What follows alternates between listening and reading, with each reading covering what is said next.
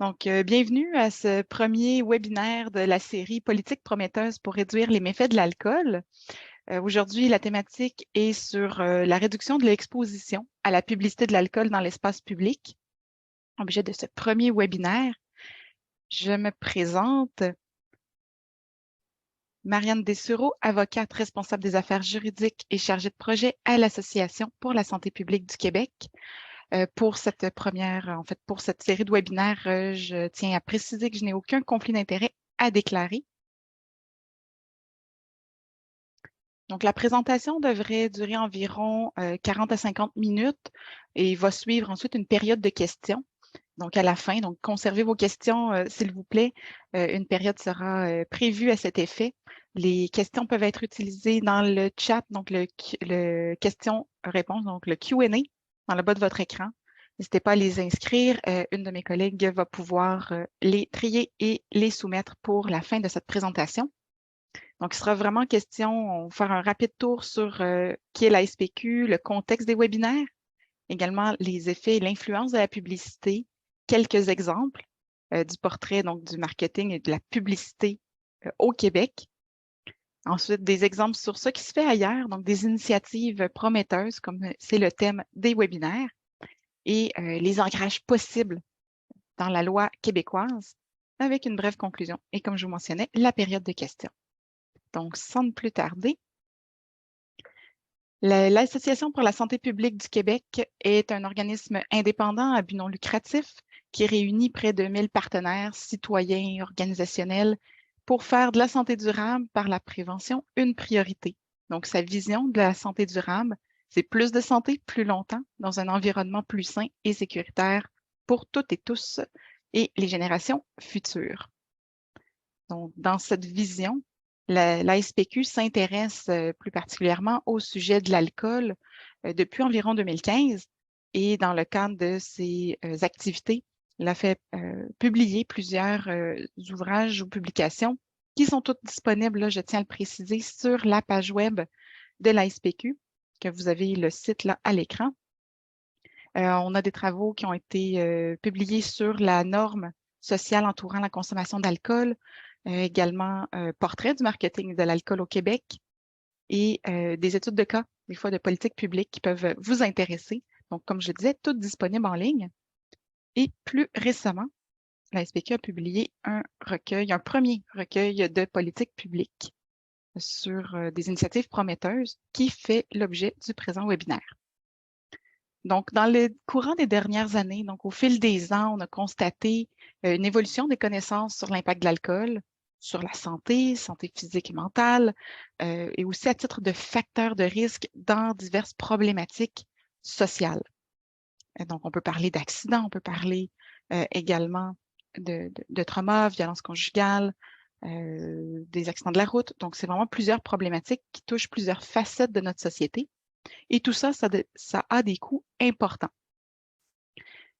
Face à ces enjeux, plusieurs instances, donc autant au Canada, donc des provinces, des villes, mais aussi d'autres pays dans le monde, ont mis en place des mesures qui peuvent être intéressantes, en fait, pas qui peuvent, mais qui sont intéressantes à connaître pour faire face à ces divers enjeux touchant la consommation d'alcool.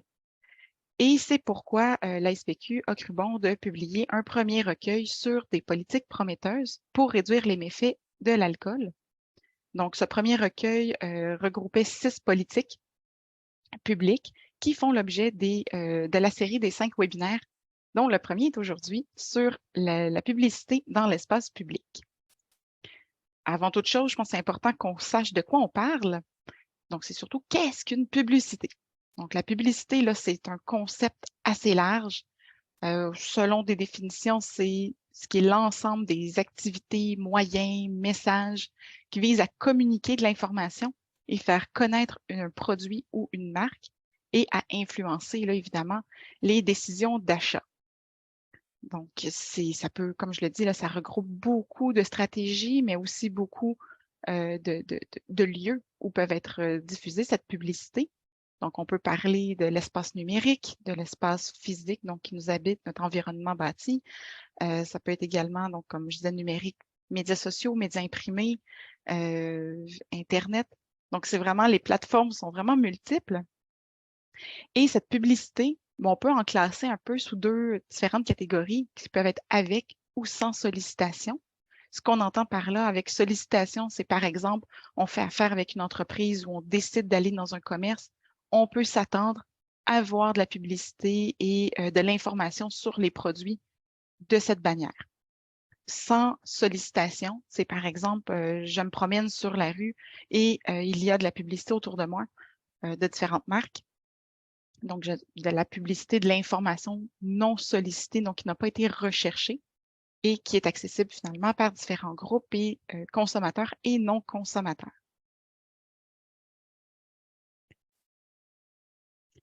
Ce qu'on sait, là, c'est que la publicité a une influence. Plusieurs milliers, même millions de dollars sont investis chaque année en publicité.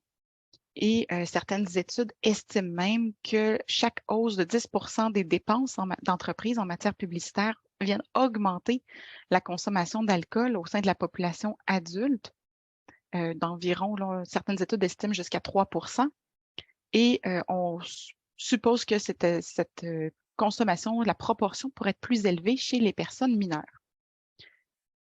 Pourtant, malgré les études qui viennent parler que la publicité a de l'influence, malgré les milliards de dollars investis à chaque année, lors d'un sondage effectué par la firme Léger pour le compte de la SPQ en 2021, c'était près de 80 des répondants au Québec qui mentionnaient que la publicité n'avait pas d'influence ou ils ne considéraient pas que la publicité avait de l'influence sur leur consommation et ne les incitait pas à consommer. Quand on dit que des fois, c'est des décisions d'achat inconscientes, on voit un peu l'exemple parce qu'avec les milliards investis, ça pourrait être surprenant qu'aucune stratégie fonctionne. Et c'est là que ça prend tout son sens et que c'est intéressant de se questionner sur la place à accorder à la publicité extérieure, particulièrement non sollicitée. Comme je le mentionnais, la publicité est diverse, le marketing a plusieurs stratégies et plusieurs lieux. Donc, ça occupe une place finalement importante. Dans le cadre de ces travaux, la SPQ a fait un portrait du marketing de l'alcool au Québec. Donc, on vient parler du prix, du placement de produits, les différents produits et les promotions et publicités. Et ce qui a été constaté à ce moment-là, c'est que vraiment la publicité occupe une partie importante de l'espace public. Et il y avait une diversité de publicités et de stratégies, mais aussi une diversité de plateformes. Puisque c'est un sujet très large, on ne pourra pas, dans le cadre de ce webinaire-là, juste ce midi, s'intéresser à l'ensemble de ces lieux. Ça pourra faire l'objet de webinaires futurs. Donc, aujourd'hui, on s'intéresse davantage à qu'est-ce que la publicité dans l'espace public uniquement. Donc, puisque même l'espace public est un concept large, donc on peut parler de l'espace médiatique, donc Internet, réseaux sociaux, l'intérieur des commerces, les publicités sur la voie publique ou visibles de la voie publique. Donc, même ça, c'est très, très large. Il y en a beaucoup. Aujourd'hui, dans le cadre de ce webinaire, on va s'intéresser davantage à la publicité sans sollicitation, donc dans l'espace public physique. Ce qu'on entend par là, c'est les rues, vitrines de commerce, affiches extérieures. Ce ne sont que quelques exemples. Et son influence, parce que comme on le verra, cette publicité a une influence par l'exposition que les gens ont de cette publicité. Et c'est finalement cet espace public sans sollicitation qui vient peut-être toucher le plus grand nombre de groupes au sein de la population et une population qui ne demande pas nécessairement à y être exposée. Donc là, parce qu'une image vaut 1000 mots, je vais vous présenter là, quelques images de ce que j'entends par publicité dans l'espace public physique. Donc, on peut parler dans les transports en commun, donc c'est visible de la voie publique. On voit là, par exemple ici des abribus qui ont à l'effigie de plusieurs publicités d'alcool. Dans le métro, à l'arrière des autobus, et celle-là, c'est particulier sur la droite parce que on peut voir près du poteau, là, à côté de l'abribus, une autre publicité d'alcool qui est affichée, donc toujours visible de la voie publique. Et encore une fois, dans les transports en commun, des fois, c'est tout l'espace que peut occuper les publicités est assez grand. l'ai mentionné. Donc, sur les voies publiques, c'est également un autre espace où on a plusieurs publicités. On en voit sur les bords des autoroutes. Ici, bon, celle-là, il y en a même deux.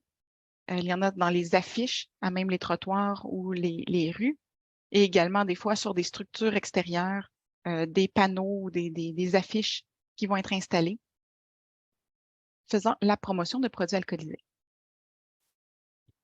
On peut également voir un matraquage là, vraiment publicitaire sur les façades de commerce. Donc, bien que ce sont des entreprises privées, donc ce n'est pas l'intérieur, mais bien l'extérieur de ces commerces, donc visibles de la voie publique et qui sont accessibles là, à une très large population. Donc, on voit là l'extérieur, plusieurs publicités. Cet affichage extérieur peut comprendre, par exemple, des parasols sur les terrasses, des affiches aussi mises à l'extérieur, donc les fameux panneaux, des fois sandwich, comme on va dire, mais également des fois les devantures de commerce et sur le bord des routes et aux pompes à service, par exemple.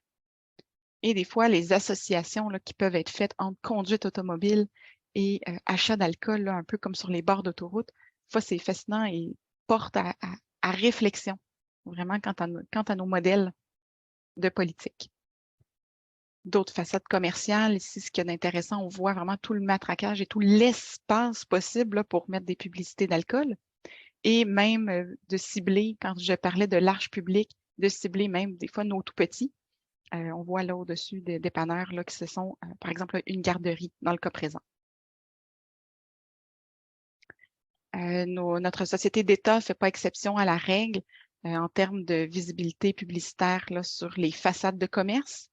En fait, on va se l'avouer, là, c'est assez alléchant et beau là, comme publicité. Donc, c'est particulièrement performant là, comme publicité dans la qualité, fréquence et grandeur. Donc, ça aussi, on en voit un peu partout. On a également, des fois, on les oublie, mais ce que j'appelle des publicités ambulantes, donc des automobiles ou des camions de livraison là, à l'effigie des produits et des marques. Donc, ça aussi, étant sur l'espace public et même en déplacement, ça vient toucher un très large public. Donc, ce ne sont que quelques exemples, un petit échantillon de ce qui peut être vu de l'extérieur. Donc, portez attention, des fois, au retour du travail, des fois, en y prêtant attention, on va voir que notre chemin est parsemé de publicités en tout genre, particulièrement d'alcool. Et ça, ce que ça crée, c'est que ça augmente notre exposition à ces publicités. Et ce que la littérature scientifique nous dit, c'est que une augmentation de l'exposition aux publicités d'alcool viennent influencer les habitudes de consommation, mais également notre perception. Donc, la littérature nous dit précisément que les personnes mineures semblent les plus souvent exposées à ces publicités, puisqu'elles sont des fois conçues pour être attirantes pour ce public. Et comme je le disais, là, ça influence la perception de la consommation, donc des fois renvoyer une image plus positive de la consommation d'alcool. Et ça influence particulièrement chez les jeunes les habitudes de consommation et les niveaux de consommation. Donc, plus d'exposition va souvent se traduire en une augmentation des niveaux de consommation ou une initiation. Également, certaines études mentionnent que la publicité à proximité des écoles est aussi associée à l'intention de consommation au cours de la vie chez les enfants et les adolescents. Là, par contre, bon, l'étude mentionnait uniquement les enfants et les adolescents. Je serais curieuse là, de voir peut-être la même étude auprès de nos profs, voir si cette proximité vient influencer. Mais bon, ce n'était pas l'objet de cette étude.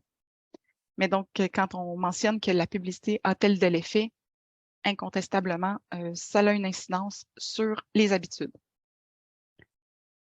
Malgré toute l'influence, le cadre québécois ne précise pas ou n'a pas de règles précises sur l'encadrement de publicité dans l'espace public, donc sur des ouvrages de l'espace public. On verra ensuite un peu plus tard qu'est-ce que le cadre québécois permet ou les politiques québécoises en place précisent. Mais d'autres instances, donc dans le monde et au Canada, viennent des fois préciser des restrictions quant à l'affichage ou la publicité de l'alcool spécifiquement là, dans des lieux publics ou dans des infrastructures publiques ou extérieures. À titre d'exemple, à l'île du Prince-Édouard, la loi mentionne l'interdiction d'afficher de la publicité d'alcool sur les panneaux d'affichage ou sur les enseignes illuminées, donc sur les bords des routes ou des autoroutes, par exemple, à l'exception de celles de la Société d'État. En France, là, plusieurs d'entre vous connaissent la loi E20, qui est quand même une loi qui vient restreindre assez strictement le marketing de l'alcool dans l'espace public, dans le marketing en général, mais particulièrement dans l'espace public. Donc, dans le contexte de cette loi française, l'affichage, publicité extérieure et dans les médias, notamment, ne sont pas permises, à moins que ce soit pour diffuser de l'information générale, et pas de publicité de style de vie ne sont permises. Cas peut-être un peu plus précis, la ville de New York, qui tente d'interdire, là, en 2019, a passé une motion pour interdire les publicités sur ses infrastructures et dans ses établissements municipaux. Donc, des fois, on peut le voir, là, je pense que ce qu'ils entendaient par là, c'était, mettons, les bennes de recyclage à l'intérieur des bâtiments municipaux notamment. Et le service de transport métropolitain de la ville de New York a également suivi, en fait, antérieurement, en interdisant dans son transport les publicités d'alcool. Donc, comme on le disait tout à l'heure, il y en a déjà beaucoup dans les transports en commun et la ville de New York a décidé de s'y attarder avec cette interdiction. D'autres exemples, la Saskatchewan, la Saskatchewan vient au niveau provincial limiter la quantité d'annonces au point de vente, mais également propose des restrictions de zonage au niveau pour la proximité des écoles. Donc, interdiction de faire de la publicité à 200 mètres des écoles primaires ou secondaires et des lieux de culte, justement pour limiter l'exposition auprès des jeunes. Et cette interdiction d'affichage et diffusion de publicité sur les autobus ou les moyens de transport transportant des personnes mineures. Donc, on vient vraiment cibler le public plus jeune qui est parfois plus vulnérable à certaines stratégies publicitaires. Le Yukon suit principalement là, le code du CRTC, mais ils viennent préciser dans leur manuel de politique que ces restrictions sur les publicités doivent aussi inclure les publicités imprimées et les enseignes en bordure de rue et les panneaux d'affichage, ce que nous n'avons pas en soi au Québec. Pourtant, même si nous n'en avons pas, on ne précise pas par contre, par exemple, les bords de rue au Québec, on a quand même certains ancrages intéressants. Donc, on a des lois, on a des restrictions en place et surtout des lois et un cadre législatif qui permettrait de tels ajouts pour venir protéger de l'exposition non désirée et donc d'achat, d'incitation à l'achat non désiré ou en fait et inconscient.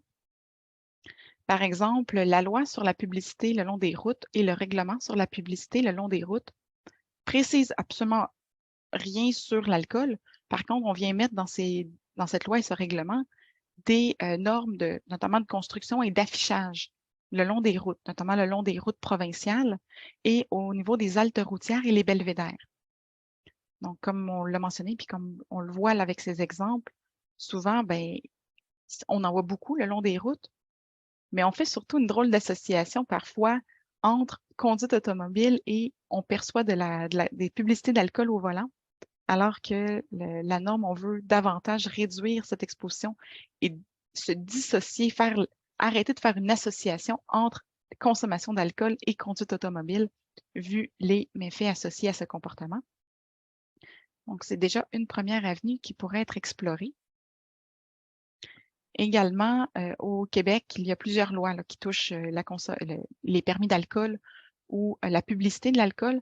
Je n'en nomme que quelques-unes qui sont peut-être les plus générales et les plus connues. Il y a la loi sur la Société des alcools du Québec et les règlements y afférents. La loi sur la Société des alcools du Québec parle de la mission et de la constitution de la SAQ, mais également de certaines conditions liées au permis d'octroi de fabricants et titulaires de permis d'alcool, donc de vente. En soi, la Société des alcools du Québec n'est pas assujettie, par exemple, au règlement sur la publicité, promotion et programmes éducatifs. Et donc, fait, dans le fond, certaines actions en termes de bon vouloir de société, mais certaines conditions pourraient être émises aux titulaires, mais peut-être également à la Société des alcools dans cette loi. Loi qui vient préciser le règlement sur la publicité, la promotion et les programmes éducatifs en matière de boissons alcooliques. C'est vraiment peut-être le règlement le plus particulier qui vient toucher vraiment la publicité et la promotion de l'alcool, qui vient mettre là, certaines restrictions aux détenteurs de permis. Par exemple, là, je donne vraiment quelques exemples d'interdire la publicité s'adressant aux mineurs ou les incitant à consommer en employant une personne mineure. Donc ça serait interdit. Présenter la consommation d'alcool comme un facteur de valorisation, réussite ou mentionnant une consommation non responsable. Donc ce ne sont que quelques exemples. Par contre, aucun lieu, on ne fait pas mention, par exemple, de l'espace public ou de certains endroits où il pourrait être interdit de faire certains types de publicité, alors que ça pourrait être intéressant, là, comme on l'a vu dans d'autres instances gouvernementales qui ont adopté des politiques publiques en ce sens. La loi sur les permis d'alcool et ses règlements est une autre loi québécoise qui met en place là, des conditions relatives aux droits et permis des boissons alcoolisées qui pourraient mettre de l'avant, dans le fond, d'autres restrictions. Donc, finalement, la conclusion, c'est est-ce qu'on a un cadre possible? Est-ce que c'est possible au Québec de venir resserrer la publicité de l'alcool dans l'espace public? Bien, la réponse est oui. La réponse est oui, et plusieurs stratégies là, peuvent être envisagées, notamment, là, je le mentionnais, là, interdire soit complètement dans l'espace public, ou peut-être de venir interdire à proximité de lieux fréquentés par des personnes mineures ou par des groupes pour lesquels on désire réduire l'exposition à la consommation d'alcool. On a également en bordure des routes et des autoroutes, comme je le mentionnais, il y a des fois des drôles d'associations qui sont faites entre conduite automobile et consommation d'alcool. Donc, ce sont toutes des réflexions, des stratégies envisagées qui, par ailleurs, ont été faites à l'extérieur, donc dans d'autres pays et dans d'autres provinces. Et on pourrait mériter là, de s'attarder plus particulièrement à ces modèles et de voir comment soit les intégrer ou les adapter au contexte québécois, considérant là, toute la place que ces publicités prennent au Québec. Vraiment, plusieurs études là, le mentionnent que les restrictions des interdictions en matière de publicité d'alcool font partie des politiques les plus avantageuses en matière de coût-bénéfice.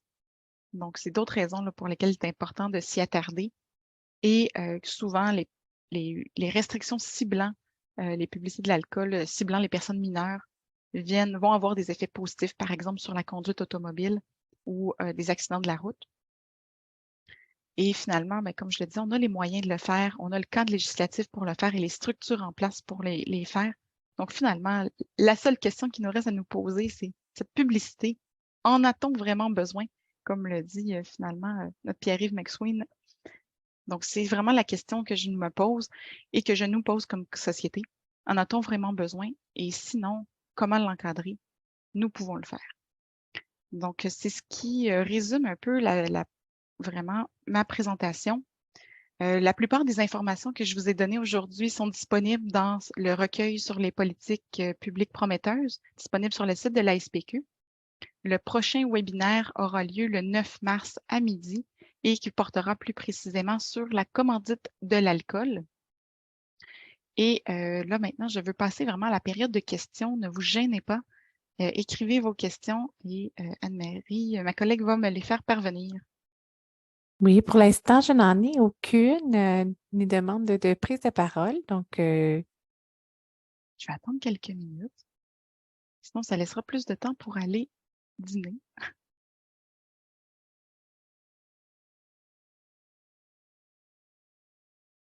Je crois que je pense que pas tu de étais très questions. claire, Marianne, parce que je ne Bon, vois ben, pas parfait. de demande. En même temps, Marianne vous a mis ses coordonnées au début de la présentation et on va déposer le webinaire là, sur notre page YouTube. Donc, vous pourrez les retrouver si vous avez des questions. Ah, attends, ça apparaît. C'est des OK. merci, en fait. Donc, Ah bon, mais intéressant, parfait, je vais merci. remettre. Donc, ce n'était pas des questions. Donc, voilà. Parfait, mais je remets mes coordonnées ici. Ne vous gênez pas, vous pouvez m'écrire. Toute l'information est disponible et comme le disait Anne-Marie, le webinaire sera disponible en ligne sur la chaîne YouTube. Et je vous dis, en espérant vous dire à bientôt là, pour le 9 mars pour parler des commandites d'alcool.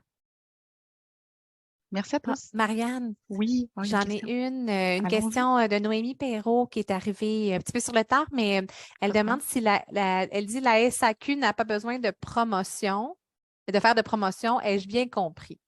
Donc, c'était Bien, ce qu'elle c'est sûr, c'est indiquait. certain. Bon, c'est la grande question qu'on se pose. Est-ce que la SAQ a besoin de faire de la promotion étant une société d'État? C'est un peu la question que je pose de manière générale aussi. Avons-nous vraiment besoin de toute cette publicité?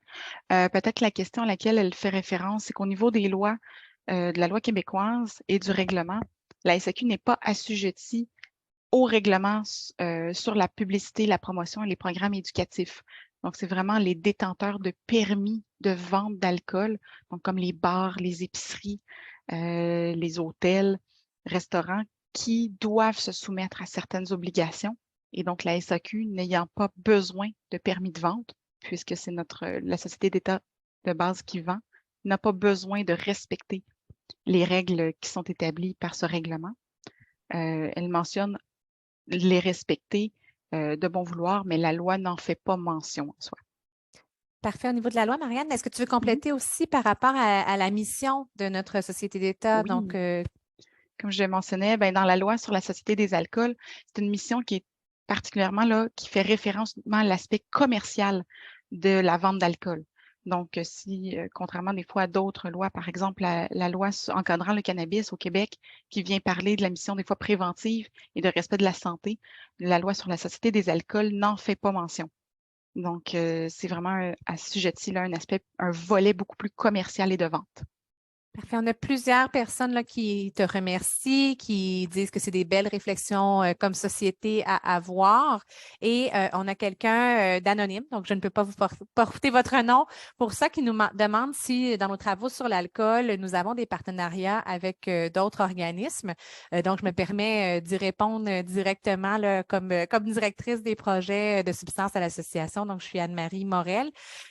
Oui, dans tous nos travaux, on travaille avec d'autres organismes, avec des comités d'experts. Donc, je ne sais pas qui vous êtes, mais vous êtes les bienvenus si vous souhaitez nous contacter pour prendre part à l'un ou l'autre de nos projets. Donc, n'hésitez pas à m'écrire, là, mdessureau@aspq.org.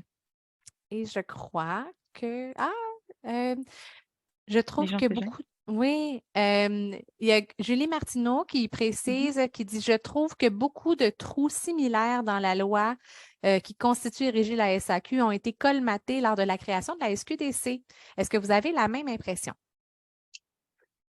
Qui ont été colmatés. Il faudrait peut-être un peu plus Dans, de dans la mesure où le précision. modèle, la Ah, SQDC, compenserait peut-être certains trous de la loi. C'est ce que je comprends à sa question. Là, si je n'ai pas raison, Madame peut-être juste Martineau. réécrire. Ben, c'est certain que je dirais que le cadre encadrant le cannabis, donc la SQDC vient peut-être faire un portrait. Donc, on vient voir un peu cette dichotomie des fois qui existe entre un modèle et un autre.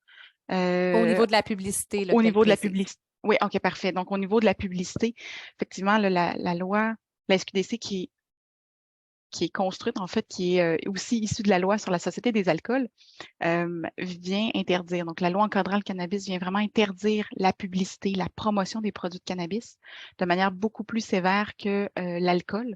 Donc, on voit peut-être cette différence entre les deux euh, régimes. C'est certain qu'une société, la société de la SQDC est partie constituante de la SAQ. Donc, je ne sais pas si ça répond à la question, euh, mais en termes de publicité-promotion, c'est deux cadres complètement distincts. Tout à fait. Ça pourrait être une belle source d'inspiration. Ah, C'est ça, ce que certainement. certains mentionnent également là, en disant que la SQDC est très encadrée versus la SAQ. Oui, et quand Euh, on dit est-ce qu'on a les moyens, est-ce que c'est possible de le faire au Québec? Ben, en fait, effectivement, on voit un très beau modèle là,